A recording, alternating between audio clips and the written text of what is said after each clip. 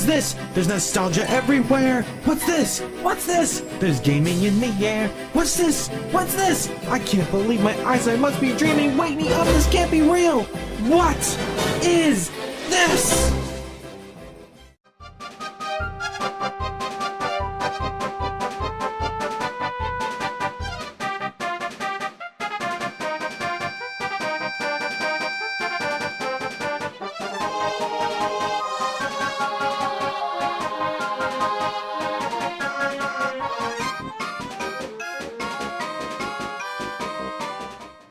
Released back in 1993, yeah, feeling old?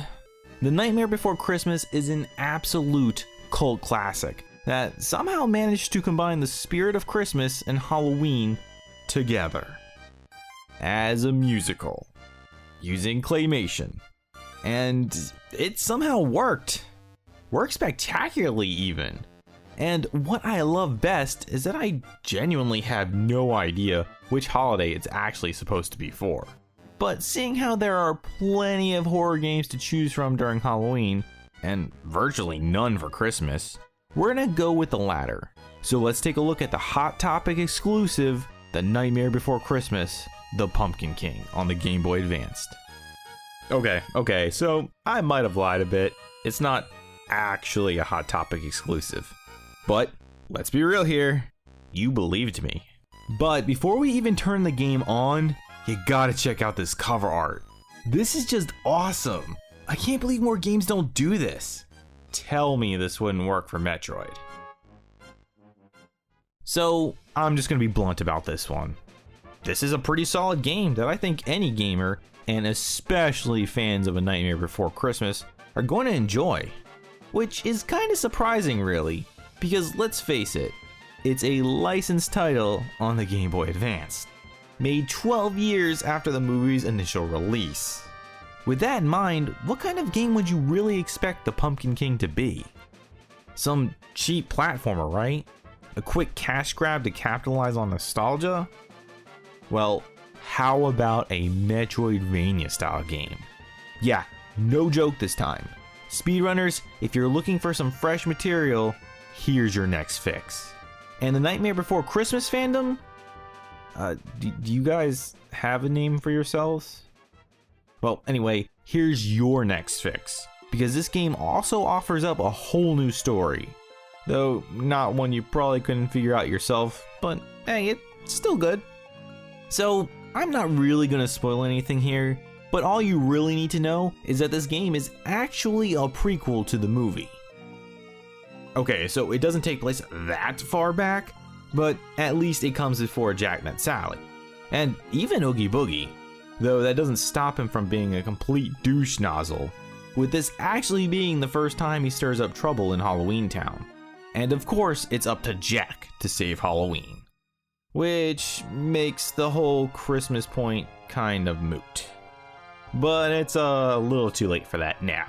Still, what really makes this all work, and why I don't really consider what I just said any type of spoiler, is that all the quality comes from the dialogue. Clearly, there were fans of the movie working on this game, as they do a great job of catching all the characters' mannerisms. Plus, if you're like me, you'll probably be reading everything said in the characters' voices. Isn't the mind just a fantastic thing? But for those of you who can't, I guess you're just out of luck.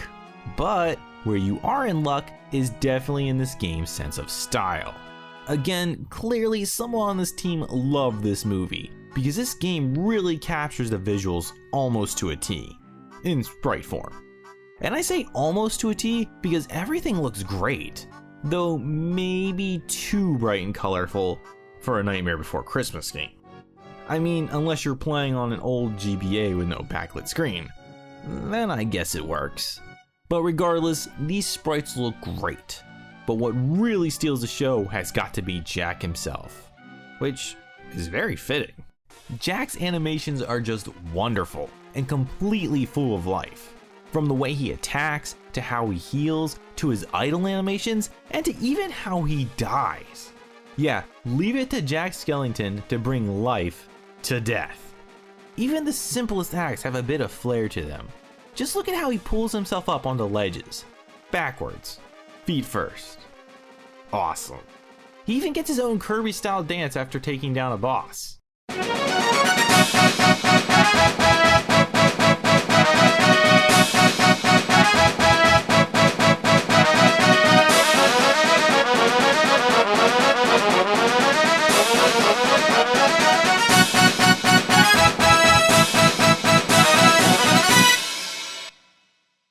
It's just a pity that the music itself isn't really dance-worthy. That is to say, the music in this game is kind of just meh at best. And for a game based on a musical, that's quite a blow. Now, for what it's worth, the title screen does have a nice 16-bit rendition of This Is Halloween. And I actually do like the victory music, but everything, while being true to the franchise, doesn't really work in a game like this, and comes off feeling kind of dull, especially the boss battle music.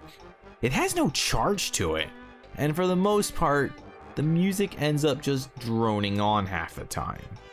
It's not bad, but it's not good either. Not to mention, it can be a bit glitchy at times. There are multiple areas throughout the game where you will, or can, manually trigger the music to start a fresh loop, when it clearly shouldn't be doing so. But that really is just a minor gripe. The bigger issues go more hand in hand with the overall gameplay itself. As stated before, the Pumpkin King is a Metroidvania style game. For those of you who don't know, that basically means it's an exploratory 2D platforming game a la Metroid or Castlevania, primarily Symphony of the Night.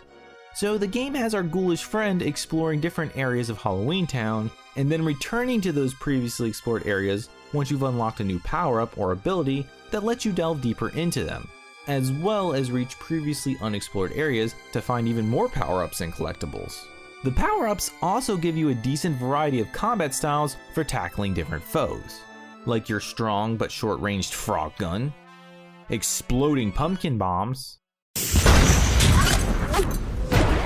setting yourself on fire, and of course, the weak but long-ranged batarangs. Merry Christmas! And that pretty much covers a lot of what makes this genre work. Solid platforming, some decent puzzles, with the more difficult ones blocking the extra stuff as opposed to the story, a variety of enemies to squash, and all while retaining that nightmare style. And I just gotta say, I love that to get under small crevices, instead of curling up into a morph ball, Jak melts. I also have to note the inclusion of the minigames.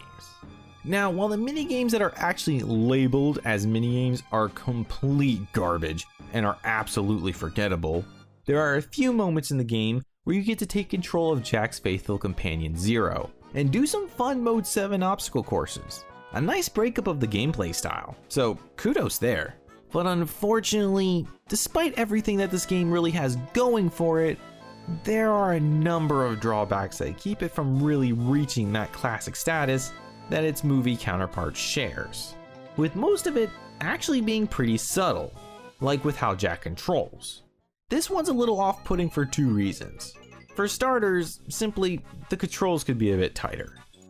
And second, Jak himself is actually a pretty different character from what we're used to in most platforming games. Let's compare. Jeez, he's more than twice the size of some of them. And his hitbox definitely takes some getting used to. Plus, a lot of his platforming is actually revolved more so around grabbing ledges and pulling yourself up than it is about landing those well planned out jumps. And don't even get me started on the ladders. Truly, no game has made me appreciate how simple it is to hop from ladder to ladder or rope to rope in the Donkey Kong Country series than this game. Well, aside from the original Donkey Kong Jr. But really though, it just takes some getting used to. And for what it's worth, Jak controls well enough. You'll get a handle on controlling him pretty quickly, but the extra hits you might take in the meantime can be a bit annoying. Though it's not like this game is all that hard. The difficulty is probably what you'd expect. Most of my deaths primarily came from me just being careless, though the bosses did get me a few times.